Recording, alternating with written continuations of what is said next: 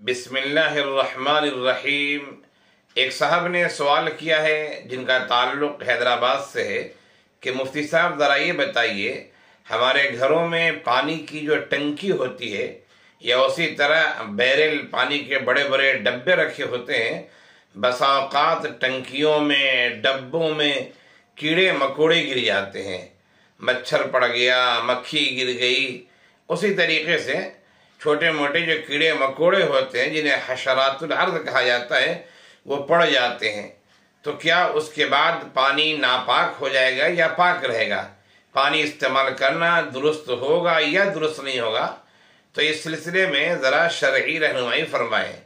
आपके सवाल का जवाब ये है कि वो छोटे छोटे कीड़े मकोड़े जिनके अंदर खून नहीं होता है वो नजिस नहीं है, वो नापाक नहीं है। अगर वो पानी में गिर जाएं तो उनके गिरने की वजह से पानी नापाक नहीं होगा। आप छान कर, बहुत ज़्यादा अगर है आप उसे छान कर निकाल दे, बाहर फेंक दे, पानी को इस्तेमाल करें।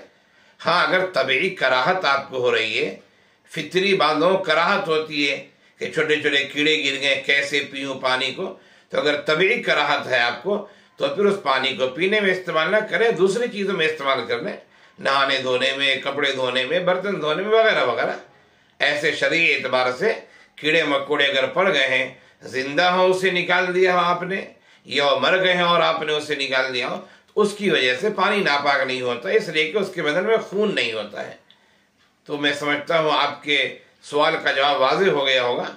अल्लाह ताला हम सब को शरीयत के मुताबिक समझने की और शरीयत पर अमल करने की तौफीक इनायत फरमाए। आमीन या रब्बल आलमीन।